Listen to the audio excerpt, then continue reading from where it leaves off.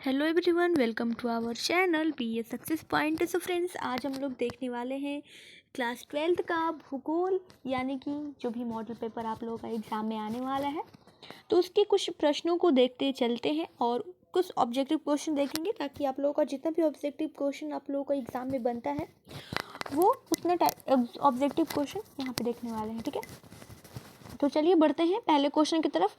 तो पहला क्वेश्चन है कि ये आप लोग के एग्ज़ाम के दृष्टिकोण से काफ़ी इंपॉर्टेंट है, क्योंकि मैं बता दूं आप लोग को कि ये बेस्ड मॉडल पेपर क्वेश्चन है, बेस्ड मॉडल क्वेश्चन। ठीक है, जो आपके बिहार मॉडल क्वेश्चन जो प्रोवाइड कराता है उस टाइप का क्वेश्चन है।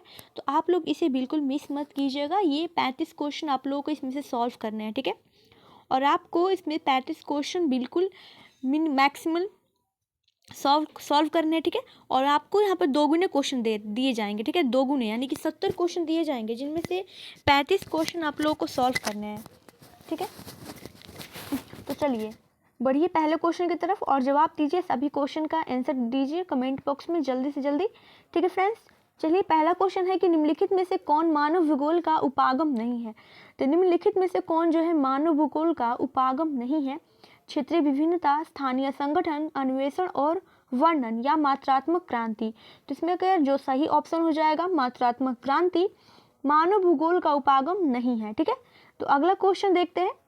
नव निश्चयवाद की संकल्पना का प्रतिपादन किसने किया था? तो नव निश्चयवाद की संकल्पना का प्रतिपादन किया था ग्रिफिथ टेलर ने। ठीक है, ग्रिफिथ टेलर ने नव निश्चयवाद की संकल्पना का प्रतिपादन किया था। आइए अगला देखते हैं क्वेश्चन। अगला है कि किसने कहा मानव भूगोल मानव समाजों और धरातल के बीच संबंधों का संश्लेषित अध्ययन है? किसने कहा है कि मानव भूगोल जो है मानव समाज और धरातल के बीच संबंध का संश्लेषित अध्ययन है? तो रेटजेल ने कहा है। ठीक है, रेटजेल ने कहा है कि मानव भूगोल मानव समाज और धरातल के बीच संबंधों का संश्लेषित अध्ययन है। अगला क्वेश्चन देखते हैं। व्यवहारवादी भूगोल मानव भूगोल के किस क्षेत्र का उपक्षेत्र है? ठीक है, व्यवहारवादी भूगोल जो है मानव भूगोल के किस क्षेत्र का उपक्षेत्र है? तो सामाजिक भूगोल। ठीक है, सामाजिक भूगोल जो है मानव भूगोल के, व्यवहारवादी भूगोल मानव भूगोल के किस क्षेत्र का उपक्षेत्र है? तो सामाजिक भूगोल का क्षेत्र है। ठीक है, अगला क्वेश्चन देखिए, जल्दी से जल्दी इस क्वेश्चन का आंसर दीजिए। ठीक है, कृषि भूगोल मानव भूगोल के किस क्षेत्र का उपक्षेत्र है? अब देखिए, कृषि भूगोल जो है मानव भूगोल के किस क्षेत्र का उपक्षेत्र है? तो आर्थिक भूगोल जो आता है मानव भूगोल के अंतर्गत आता है, और आर्थिक भूगोल के अंतर्गत कृषि भूगोल आता है। ठीक है, तो इसे आप लोग ध्यान में रखिएगा। इस तरह क्वेश्चन आप लोग के एग्जाम में। अगला देखते हैं। निम्नलिखित में से कौन विरल जनसंख्या वाला क्षेत्र है? तो विरल जनसंख्या का मतलब समझ लीजिए, यानी कि सघन, कम सघन जनसंख्या, यानी कि जितने भी आप लोगों को दिया जा रहा है ऑप्शन में, उनमें सबसे कम घनत्व वाला जनसंख्या क्षेत्र, यानी कि 1 किलोमीटर में बहुत ही कम लोग रखते हैं, बहुत ही कम लोग रहते हैं। ठीक है, मान लीजिए यहाँ पे कम लोग रहते हैं, बहुत ही कम लोग रहते हैं एक किलोमीटर के अंतर्गत। तो ठीक है, इस तरह से आप लोग समझ लीजिए। तो आप लोग का ये राइट आंसर हो जाएगा पश्चिमी ऑस्ट्रेलिया। ठीक है, पश्चिमी ऑस्ट्रेलिया में जो है विरल जनसंख्या वाला क्षेत्र है, यानी कि बहुत ही कम लोग इस क्षेत्र में निवास करते हैं। अगला क्वेश्चन है कि निम्नलिखित में से कौन एक जन स्थानांतरण का प्रतिकर्ष कारक नहीं है? तो निम्नलिखित में से कौन जो है जन स्थानांतरण का प्रतिकर्ष कारक नहीं है? तो शैक्षणिक सुविधाएं जो है इसका राइट आंसर हो जाएगा, शैक्षणिक सुविधाएं। अगला देखते हैं।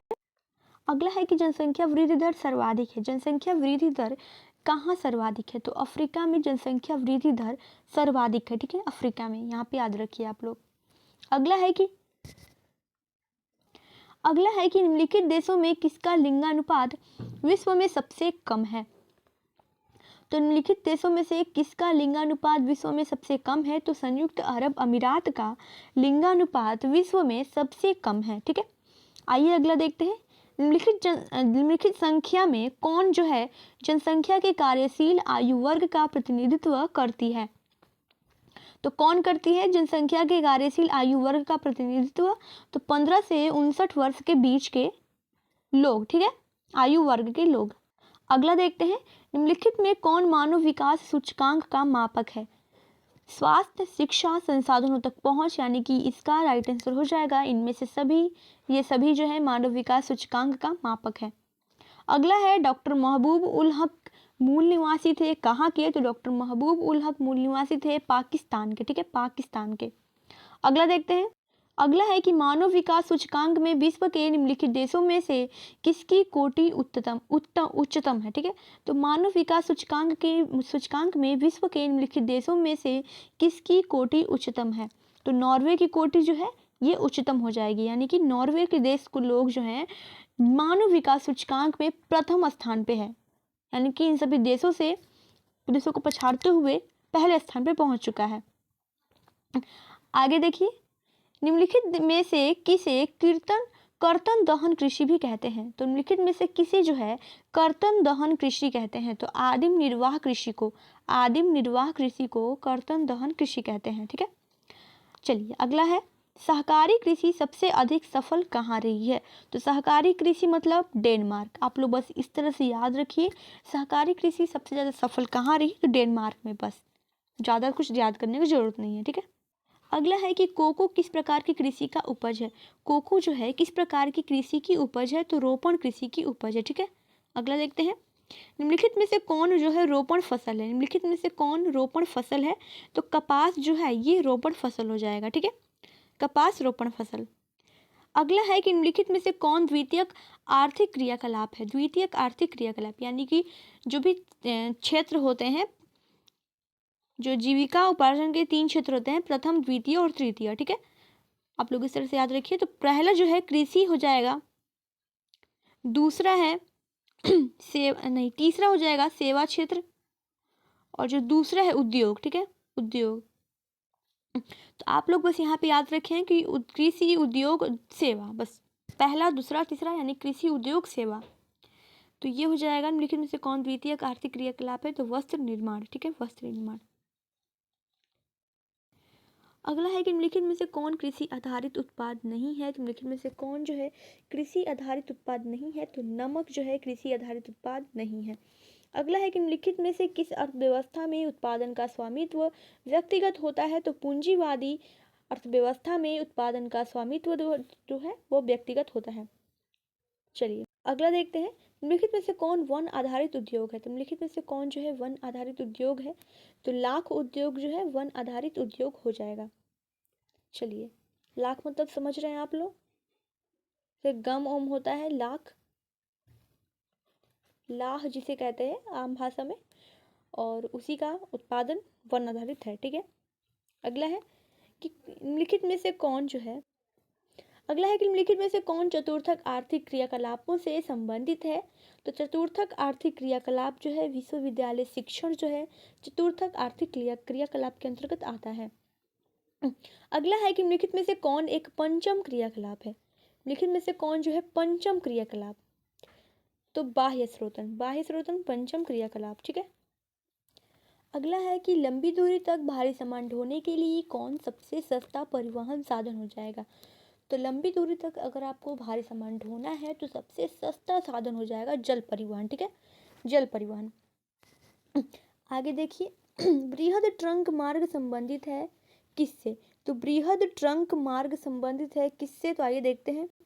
इसका सही जवाब हो जाएगा बृहद ट्रंक मार्ग संबंधित है भूमध्य सागर हिंद महासागर मार्ग से, ठीक है। अगला देखते हैं, बिग इंच पाइपलाइन प्रवाहित करता है क्या? तो बिग इंच पाइपलाइन जो है प्रवाहित करता है पेट्रोलियम, ठीक है, पेट्रोलियम। अगला देखते हैं, 1 मिनट। अगला है कि विश्व व्यापार संगठन का मुख्यालय कहाँ है? तो वियना हो जाएगा। विश्व व्यापार संगठन का मुख्यालय वियना में है, ठीक है। आगे देखते हैं, भारत एक सदस्य है किसका? भारत एक सदस्य है किसका सदस्य है? तो भारत एक सदस्य हो जाएगा साफ्टा का, ठीक है, साफ्टा का सदस्य हो जाएगा। यूरोपीय संघ यानी कि ईयू का मुख्यालय कहाँ है? तो ईयू का यानी कि यूरोपीय संघ का मुख्यालय कहाँ है? तो आइए देखते हैं। अगला है कि लेनिनग्राद किस प्रकार का पतन है? तो लेनिनग्राद जो है एक प्रकार का औद्योगिक पतन है, ठीक है, औद्योगिक पतन। अगला है कि निम्नलिखित आर्थिक क्रियाओं में कौन नगरीय अधिवासों से संबंधित है? निम्नलिखित आर्थिक क्रियाओं में कौन नगरीय अधिवास से संबंधित है? तो ये हो जाएगा इनमें से सभी, ठीक है। अगला देखते हैं, पर्वतीय प्रदेशों में किस प्रतिरूप का अधिवास पाया जाता है? तो सीढ़ी नुमा प्रतिरूप का अधिवास पाया जाता है। अगला देखते हैं निम्नलिखित में से कौन नियोजित नगर है, तो कैनबरा। कैनबरा जो है नियोजित नगर है।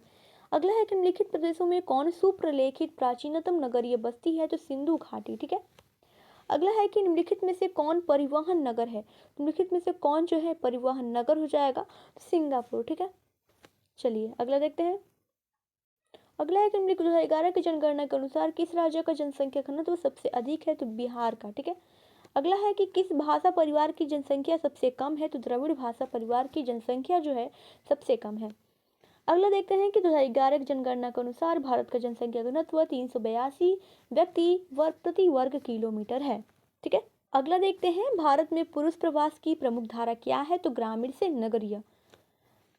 नेक्स्ट है कि भारत मानव विकास सूचकांक 2011 के संदर्भ में विश्व के देशों में भारत की निम्न में से कौन सी कोटि थी, तो मानव विकास सूचकांक में भारत की कोटि जो है 129 है।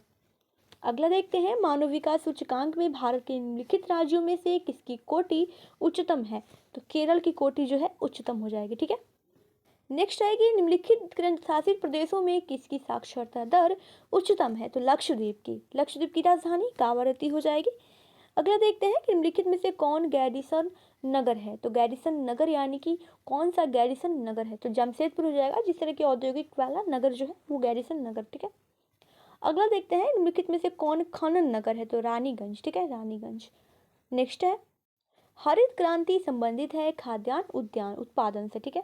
निम्नलिखित में से कौन भारतीय कृषि की समस्या है, तो भारतीय कृषि की समस्या इनमें से सभी हो जाएगा, यानी कि अनियमित मानसून, निम्न उत्पादकता, विखंडित जोत यानी कि सिंचाई करने का कोई साधन उपलब्ध नहीं है।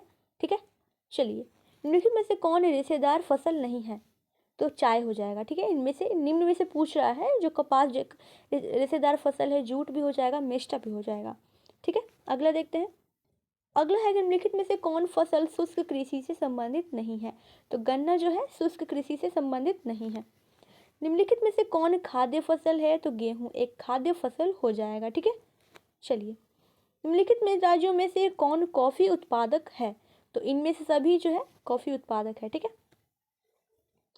अगला है कि निम्नलिखित में से कौन भू उपयोगी संवर्ग नहीं है, तो प्रतिभूमि। ठीक है।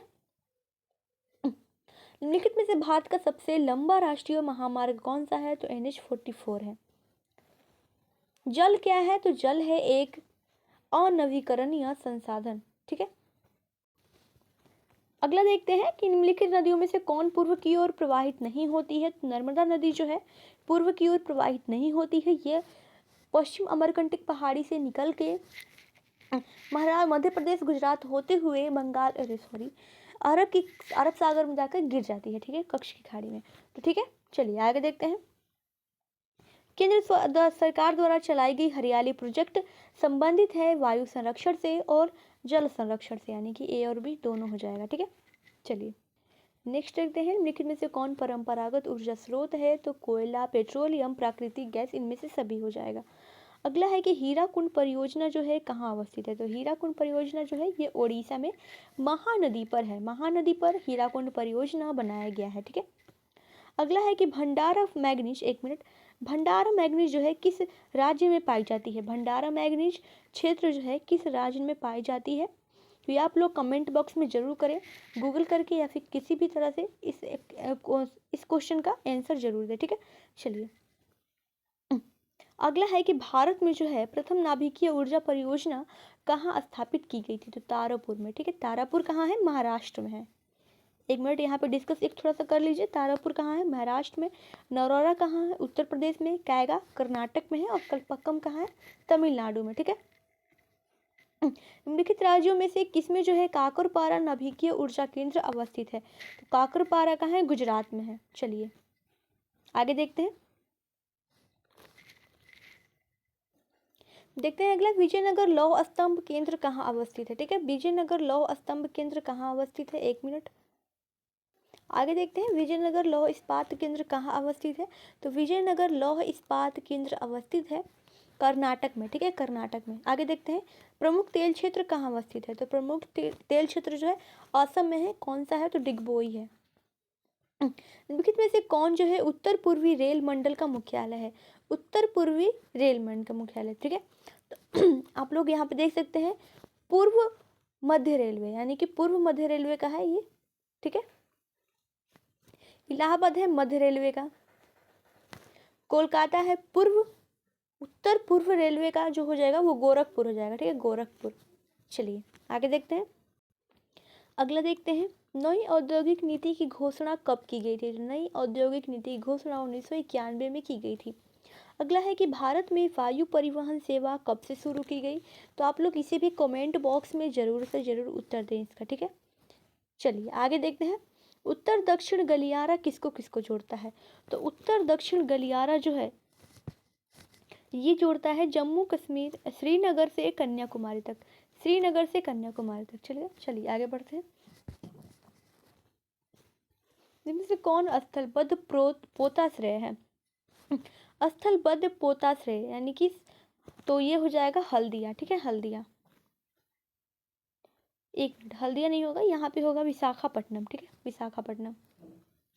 आगे देखते हैं,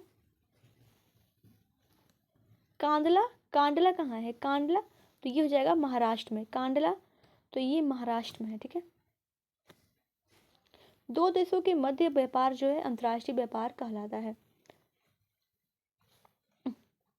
ध्वनि प्रदूषण का मुख्य स्रोत क्या है। उद्योग, मोटर वाहन, लाउड स्पीकर, इनमें से सभी, ठीक है।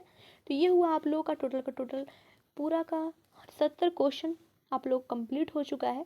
और आप लोग यहाँ पे ध्यान दीजिए कि आप लोग इस 70 क्वेश्चन में से डेफिनेटली जो 35 क्वेश्चन आने वाले हैं उसमें से आप लोगों को कम से कम जो है 70 क्वेश्चन में से आप लोगों को 30 से 30 क्वेश्चन आप लोग आसानी से एग्ज़ाम में ये आने वाले हैं, ठीक है। तो 70 क्वेश्चन में से 30 क्वेश्चन आप लोग के एग्ज़ाम में तो बिल्कुल ही लड़ेंगे, और बाकी का 5 क्वेश्चन आप लोग तुक्का लगा के कर सकते हैं। तो प्लीज़ इसके लिए आप लोग हमारे वीडियो को लाइक करें, शेयर करें अपने सभी दोस्तों के साथ, और सब्सक्राइब करना बिल्कुल मत भूलिएगा हमारे चैनल को, ठीक है फ्रेंड्स। इसी तरह के मॉडल क्वेश्चन पेपर आप लोग को हर डे प्रोवाइड किया जाएगा, 1-2 दिन बीच करके, क्योंकि आप लोग थोड़ा रिलैक्स करके एक एक सब्जेक्ट को देखते चले, एक ही दिन में पूरा मॉडल पेपर ना पढ़ें, ताकि आप लोग का माइंड जो है ये मतलब थोड़ा सा ऑब्जेक्टिव आप लोग टिक करते रहिए। ओएमआर सीट पे जो है ओएमआर सीट फिल करने वाला आता है 4 ऑप्शन का, इस तरह से ए लिखा रहेगा, सॉरी यहाँ पे ए लिखा रहेगा, बी लिखा रहेगा, सी डी इस तरह से लिखा रहेगा, और यहाँ पे पहला क्वेश्चन लिखा रहेगा। तो आप लोग को यहाँ पे बी ऑप्शन सही है तो बी ऑप्शन ऐसे तरह कलर करना है।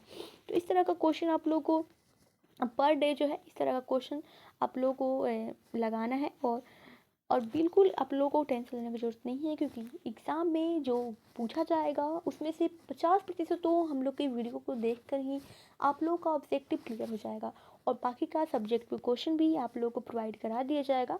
आप लोग टेंशन ना लें, ठीक है फ्रेंड्स। चलिए मिलते हैं नेक्स्ट वीडियो में। Thanks to all, keep supporting, take care.